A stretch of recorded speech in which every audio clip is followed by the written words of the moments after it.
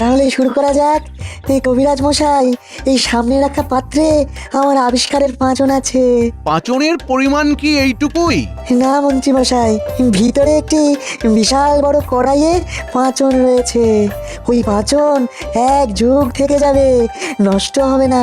বেশ বেশ বেশ, কি বুঝছো কবিরাজ? এই পাচনের পুরোটাই খেতে হবে। না না, এই দেখুন এইটুকু পরিমাণ। এইটুকু পাচনে আমার শরীরে বাঘের চোট চলে আসবে। না না, সিংহের মতো হতে পারে। যাই হোক, আমার কিন্তু বিশ্বাস হচ্ছে না, তবু আমি এটা গিলে নেব। তা এটি খেতে কেমন? মিষ্টি তরল।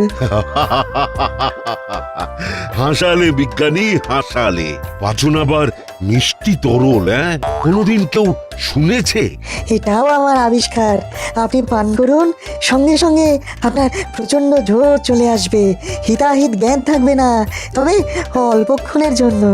মন্ত্রীমশাই, আপনি বৈদ্যর অত কাছে যাবেন না। সে তোমাকে না ভাবলেও চলবে গোপাল, আমি মন্ত্রী, আমাকেই ভাবতে দাও না। দেখি ভালো করে। এবার পাঁচনটি গিলে ফেলুন, ভয় নেই। আরে না না, কোনো ভয় নেই, কোনো ভয় নেই। আমার বিজ্ঞানীর ওপর পুরো ভরসা আছে। বেশ।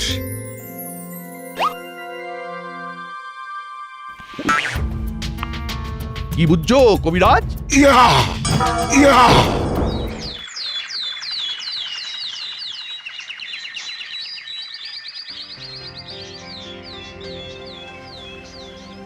বিজ্ঞানী, আমি অত্যন্ত আনন্দিত যে বেশ কিছুদিন পর তুমি তোমার নতুন আবিষ্কারের কথা বলতে চলেছ। মহারাজ, মার্জনা করবেন, এখন বাজে কথা শোনার সময় নেই। আহা, এত কথা উঠছে কেন? কি সমস্যা তোমার বৈদ্য? মহারাজ, রাজবৈদ্যের সমস্যা আমার আবিষ্কার নিয়ে। কিন্তু কেন? আমি একটি বলবর্ধক শক্তি বৃদ্ধিকারী পাঁচন আবিষ্কার করেছি। এখানেই আমার সমস্যা। এত কিছু যন্ত্র থাকতে তুমি পাচন আবিষ্কার করবে কে? হে, পাচনের বিভাগ তো আমার বিভাগ, কারণ এটির মানুষের শরীরের আর স্বাস্থ্যের সম্পর্ক আছে। তুমি এই পাচন আবিষ্কার করবার আগে আমার অনুমতি নিয়েছো? শোনো হে বৈদ্য, তুমি কবিরাজ হতে পারো, কিন্তু তোমাকে বলে রাখি যে কারো অনুমতি নিয়ে কোনো আবিষ্কার আজ অব্দি আমি করিনি। তুমি পাঁচন শুনে নিজের একচেটিয়া আধিপত্য খর্ব হওয়ার ভয় পাচ্ছ, কিন্তু যাতে মানুষের রাজ্যের উপকার হয় সেটাই আমার লক্ষ্য থাকে। হ্যাঁ বৈদ্য, আমি বিজ্ঞানীর সাথে সহমত। বিজ্ঞানীর আবিষ্কার করার কাজ বিজ্ঞানী করেছে, তবে তোমার সংশয় আমি বুঝতে পারছি। আর তার সমাধানও আছে আমার কাছে। তার আগে শুনি এই আবিষ্কারের নমুনা। বলো বলো বিজ্ঞানী, বলো। মহারাজ, আমি যে পাঁচন আবিষ্কার করেছি সেটা অত্যন্ত গুরুত্বপূর্ণ পাঁচন। যেই পাঁচন সেবন করবে মুহূর্তের মধ্যে তার শরীরে বাঘের মতো জোর চলে আসবে। সেই মুহূর্তে পাঁচনের প্রভাবে তার হাত পা নিষ্পিস করবে জোর দেখানোর জন্য। পুরুষ হোক বা মহিলা, সে সেই মুহূর্তে যাকে সামনে পাবে তাকে ঘুষিও মেরে দিতে পারে। হ্যাঁ মানে সে একেবারে হিতাহিত জ্ঞান শূন্য হয়ে যাবে, তাই তো? হ্যাঁ, ঠিক তাই। ওরে বাবা, মানে আমি যদি আমার গিন্নিকেই পাঁচন সেবন করাই, তাহলে সে আমাকে ঘুষিও মেরে দিতে পারে? সেই মুহূর্তে সামনে দাঁড়িয়ে থাকলে নাক ফাটবার সম্ভাবনা প্রবল। কি উদ্ভট আবিষ্কার মহারাজ! এতে আমাদের সমাজের কি উপকার হবে? আমি কি এই পাচন রোগীকে পথ্য বা ঔষধ হিসাবে দিতে পারি? সত্যি তো, এ তো সম্ভব নয় বিজ্ঞানী। এই আবিষ্কারে আমাদের কি উপকার হবে? মহারাজ, যদি যুদ্ধ শুরু হয় তবে আহত সৈনিকদের জন্য এটি এক অব্যর্থ ওষুধ। এমন যুদ্ধের কোনো সম্ভাবনা আছে বলে তো মনে হয় না। তাও তুমি যখন এটি আবিষ্কার করেই ফেলেছো, তখন এটির স্বীকৃতি তো দিতেই হবে। মহারাজ, আমার বিনীত অনুরোধ আপনার কাছে যে আমি এই পাচনের গুণাগুণ পরীক্ষা করে দেখব, এবং যদি সন্তুষ্ট হই তারপর আপনি স্বীকৃতি দেবেন। বেশ, তো তাই হবে। বুঝলে বুঝলে বিজ্ঞানী, অত সোজা নয়। আমি সব বুঝে মতামত দিলে তবেই এটা আবিষ্কার বলে গণ্য হবে। আহা, তা গণ্যমান্য ব্যক্তিরা মতামত দিলে তবেই না আবিষ্কারের মজা। বিজ্ঞানী, তুমি অন্য কোনো যন্ত্র আবিষ্কার না করে এইসব পাচন আবিষ্কার করছো, তার কারণ হচ্ছে তুমি আমাকে হিংসা করছো। মহারাজ, বৈদ্যর নিজস্ব একটা সম্মান আছে, আর এখানেই বৈদ্য আঘাতটা পেয়েছে। মহারাজ, একটি বিনীত অনুরোধ আছে। বলো বলো কবি বলো। পাঁচজনের পাঁচালি হোক বন্ধ, দূর হোক আমাদের কবিরাজের দ্বন্দ্ব। মহারাজ, আমি নিজে এই পাঁচন খেয়ে দেখতে চাই, সাথে অবশ্যই বৈদ্য থাকবে। না না না না, তোমার যদি কিছু হয়ে যায় গোপাল। হ্যাঁ, সে বিষয়ে আপনি 100 ভাগ নিশ্চিন্ত থাকুন মহারাজ, গোপালের কিচ্ছু হবে না। বেশ তো, তাই হবে। ওহে জ্যোতিষী, মহারাজ, পরশু সকালে একটা শুভ যোগ আছে, তখনই পরীক্ষা করা বাঞ্ছনীয়। বেশ, পরশু সকালে বিজ্ঞানীর গবেষণাগারে পরীক্ষা হবে, তারপর সবাই মিলে রাজসভায় এসে আমাকে ফলাফল জানাবেন। আজকের মতো রাজসভা তাহলে এখানেই শেষ করি। আর হ্যাঁ, আগে বৈদ্য পাচন সেবন করে দেখবে, তারপরে বাকিদের সেবন নিয়ে ভাবনা চিন্তা করা যাবে।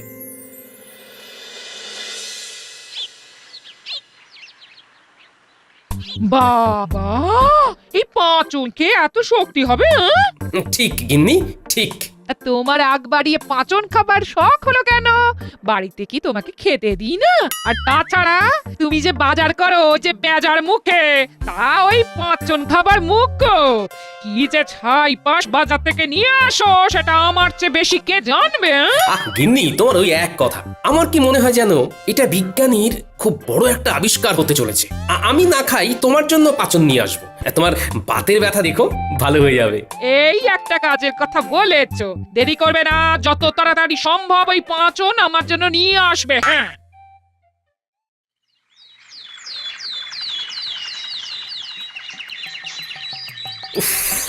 এমনিতেই দেরি হয়, আর এখন গিন্নি আরো আমার দেরি করে দিল। উত্তর পাচনের কথা গিন্নিকে বলাটাই বড় ভুল হয়ে গেছে। এখন দিন রাত আমার কানে খালি পাচনের নামটা পড়বে। ওই শয়তান গোপাল যাচ্ছে রাজবাড়ির দিকে। আরো জোরে চল, আরো জোরে চল, একেবারে ধুলোয় পথ, আর সেই সাথে গোপালকে ঢেকে দে। আরো জোরে, একেবারে গোপালের সামনে গিয়ে দাঁড়া।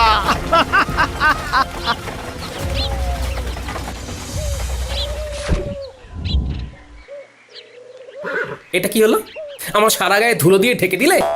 মন্ত্রীর ঘোড়া জোরে ছোটে, এটাও কি জানো না গোপাল? পথ থেকে একটু সরে দাঁড়াতে হয়, সেটাও কি জানো না?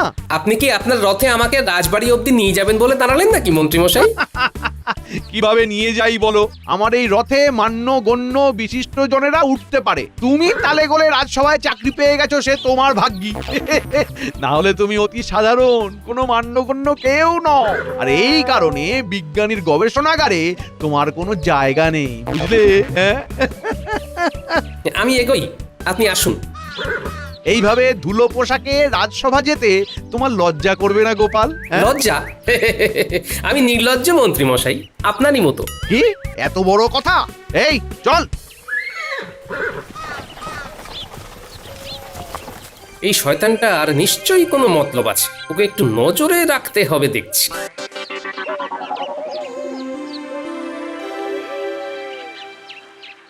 মন্ত্রী, তুমি খুলে বলো না, কি বলতে চাও? মহারাজ, এই রাজ্যে আমি মন্ত্রী, প্রজাদের কাছে আমিও একজন সম্মানীয় ব্যক্তি। এইরকম একটা ভয়ঙ্কর গবেষণা কাল ঘটতে চলেছে, সেটা সামনে থেকে দাঁড়িয়ে দেখবার শুধু আমার অধিকারে পড়ে। বিজ্ঞানী কবিরাজকে পাচন খাওয়াবে কাল সকালে, সেখানে বিজ্ঞানী থাকবে আর বৈদ্য থাকবে এবং আমি থাকবো। এছাড়া পণ্ডিত, একজন পণ্ডিত ব্যক্তি সম্মানীয়, তার মতামতেরও মূল্য আছে, কিন্তু গোপালের থাকার কোনো দরকার নেই মহারাজ। আপনি বললেই হলো নাকি মন্ত্রী মশাই? গতকাল ছিল এক কথা, আজ আবার আরেক কথা। মহারাজ, গোপালের পেটে কোনো কথা থাকে না, বলা যায় না।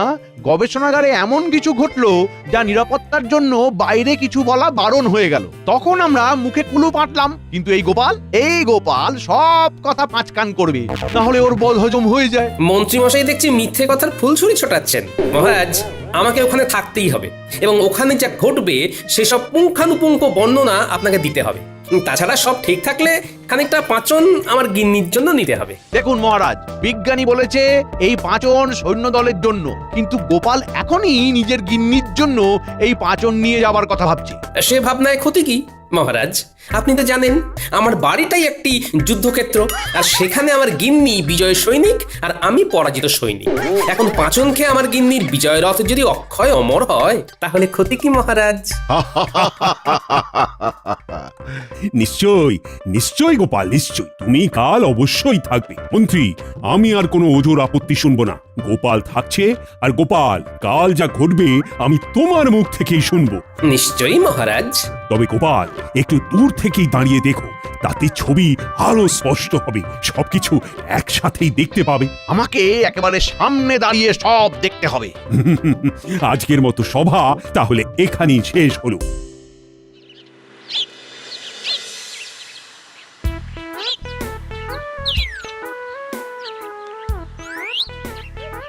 ঠিক ধরেছি, মন্ত্রীর মুখে চোখে দুষ্টুমির ঝিলিক দেখেছি।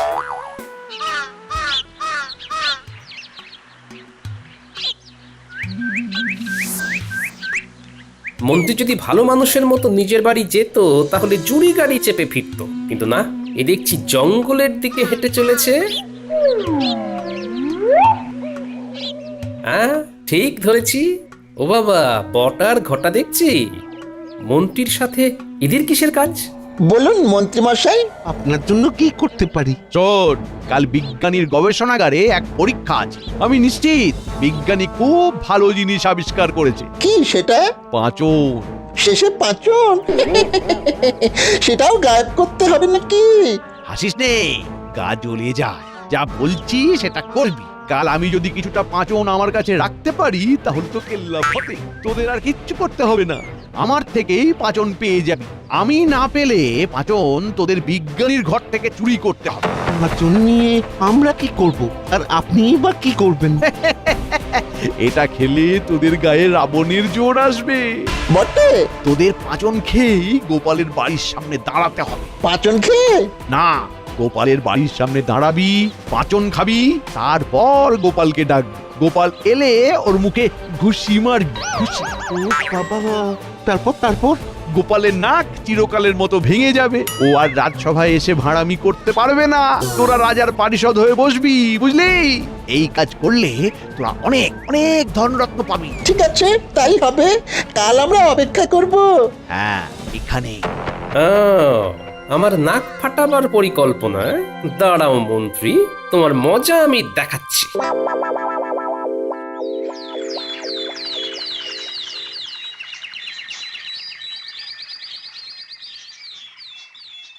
তাহলে শুরু করা যাক। এই কবিরাজ মশাই, এই সামনে রাখা পাত্রে আমার আবিষ্কারের পাঁচন আছে। পাঁচনের পরিমাণ কি এইটুকুই? না মন্ত্রী মশাই, ভিতরে একটি বিশাল বড় কড়াইয়ে পাঁচন রয়েছে। ওই পাঁচন এক যুগ থেকে যাবে, নষ্ট হবে না। বেশ বেশ বেশ, কি বুঝছো কবিরাজ? এই পাচনের পুরোটাই খেতে হবে। না না, এই দেখুন, এইটুকু পরিমাণ। এইটুকু পাচনে আমার শরীরে বাঘের চোট চলে আসবে। না না, সিংহের মতো হতে পারে। যাই হোক, আমার কিন্তু বিশ্বাস হচ্ছে না। তবু আমি এটা গিলে নেব। তা এটি খেতে কেমন? মিষ্টির তরল। হাসালে বিজ্ঞানী, হাসালে। পাচন আবার মিষ্টি তরল? কোনোদিন কেউ শুনেছে? এটাও আমার আবিষ্কার। আপনি পান করুন, সঙ্গে সঙ্গে আপনার প্রচন্ড জোর চলে আসবে। হিতাহিত জ্ঞান থাকবে না, তবে অল্পক্ষণের জন্য। মন্ত্রীমশাই, আপনি বৈদ্যর অত কাছে যাবেন না। সে তোমাকে না ভাবলেও চলবে গোপাল। আমি মন্ত্রী, আমাকেই ভাবতে দাও না। দেখি ভালো করে। এবার পাঁচনটি গিলে ফেলুন, ভয় নেই। আরে না না, কোনো ভয় নেই, কোনো ভয় নেই। আমার বিজ্ঞানীর ওপর পুরো ভরসা আছে। বেশ।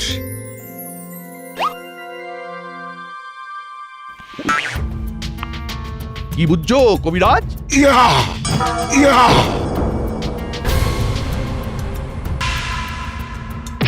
ওরে বাবারে! উ! ওরে বাবা! আমি কি করলাম? এক খুশিতে মন্ত্রীকে উড়িয়ে দিলে যে, আমাকেও মারবে নাকি? না, এই কবিরাজের সেই জ্ঞান এখন এসে গেছে, কিন্তু ওই প্রথম সময়টুকু কোনো হিতাহিত জ্ঞান থাকে না। বলেছিলাম বৈদ্যর সামনে থাকবেন না। কি কাণ্ড হলো বলুন? নাকটা আস্ত আছে তো?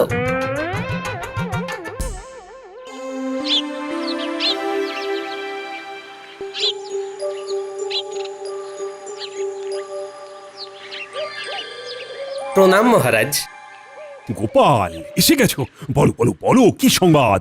নিজের চোখে দেখে এলাম মহারাজ, বিজ্ঞানীর অভূতপূর্ব আবিষ্কার। পাচন খেয়ে রাজবৈদ্য মুহূর্তের মধ্যে প্রচন্ড শক্তিশালী হয়ে উঠল। বাহ বাহ বাহ, চমৎকার! পণ্ডিত, মন্ত্রী, বিজ্ঞানী, বৈদ্য সবাই নিশ্চয়ই রাজসভায় এসে উপস্থিত হয়েছে। চলো চলো তাহলে রাজসভাতেই যাওয়া যাক।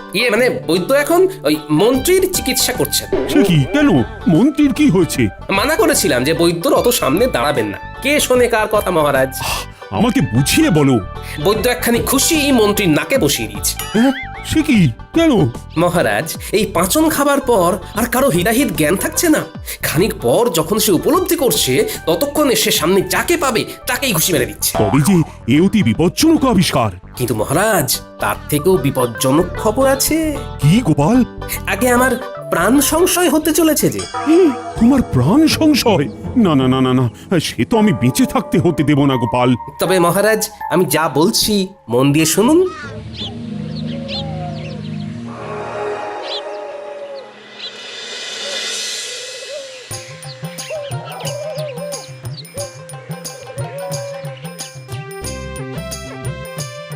এ কি গোপাল, এখন এখানে রাজসভায় যাওনি? আমি আর যেতে পারবো না, তবে মহারাজের সাথে দেখা করেছি।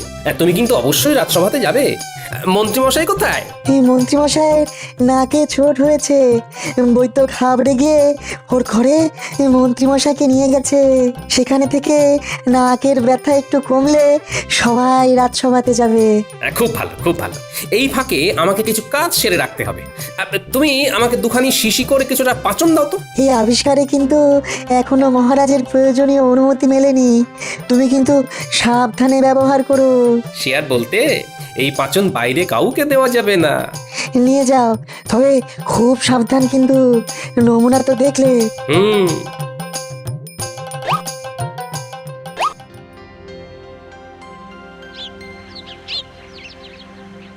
মন্ত্রী, তুমি এখন বাড়িতে নেই, আমি তাই যাচ্ছি তোমার বাড়ি।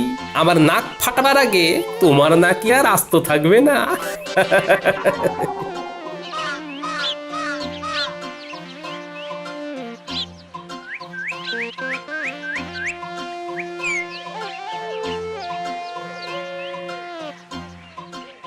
কি চমৎকার! এই সময় গোপাল রাজসভায় না গিয়ে এখানে? রাজসভায় তো রোজই যাই, আজকে একটু ছুটি নিলাম। ভাবলাম একবার সাক্ষাৎ করে আসি। মন্ত্রীমশাইয়ের সাথে একটু আলোচনাও ছিল। কিন্তু তিনি তো এখন রাজসভাতে আছেন নিশ্চয়। সেটাই সম্ভব। তিনি তো আমার মতো টুক করে ছুটি নেন না, তার তো অনেক কাজ। তবে আমি ভাবলাম এত বড় আবিষ্কার হলো, তিনি মনে হয় বাড়িতেই আসবেন। ও তাই নাকি? কি কি কি আবিষ্কার, শুনি শুনি। অদ্ভুত মিষ্টি পাঁচন, খেলে 100 হাতির জোর হয় সঙ্গে সঙ্গে। ও বাবা, আমি খেলেও এরকম হবে বুঝি? হবে না মানে? আলবাত হবে, হতেই হবে। আমার তো মনে হয় এর চমৎকার মন্ত্রীমশাইকে একবার দেখি। কিভাবে? কোনো ব্যাপার না। মন্ত্রীমশাই যখন ঘরে আসবে, তখন আড়াল থেকে মুখে ঢেলে মন্ত্রীমশাইয়ের সামনে গিয়ে দাঁড়াবেন। আড়াল থেকে কেন? তবেই তো মজা।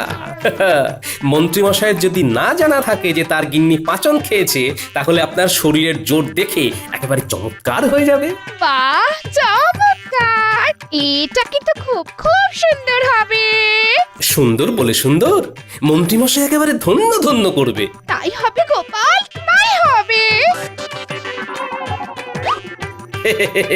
আমি এখন আসি।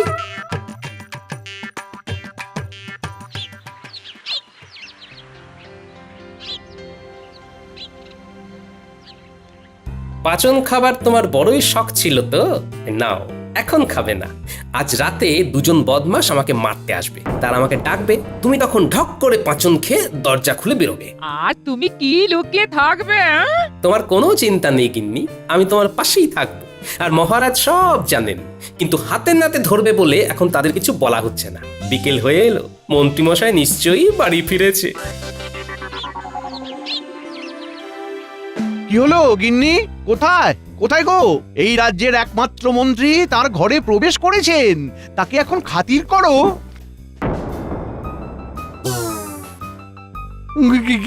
কি হলো গিন্নি, এরকম মুখ করছো কেন? ওরে বাবা, ওরে বাবারি, এই মুখ আমার বড় চেনা লাগছে। ওরে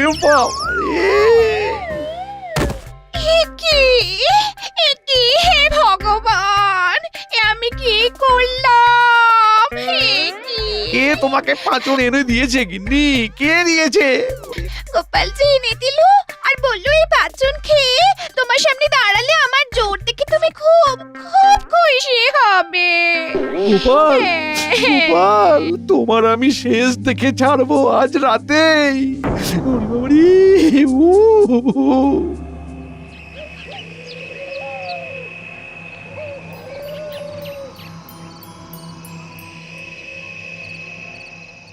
যা, তোরা দুজনে পাঁচন খেয়ে গোপালের ঘরের দরজায় টোকা দে, যা।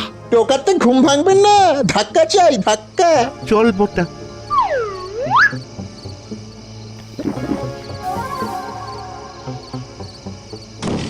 ওই যে এসে গেছে গিন্নি, তুমি পাঁচনটা খেয়ে নাও।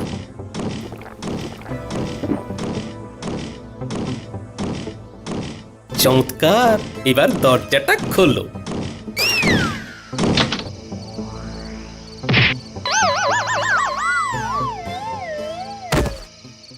গিন্নি, তোমাকেও বাহবা দিতেই হচ্ছে। ওরে ঘটা, তোর জারি জুরি শেষ। এই হতভাগা,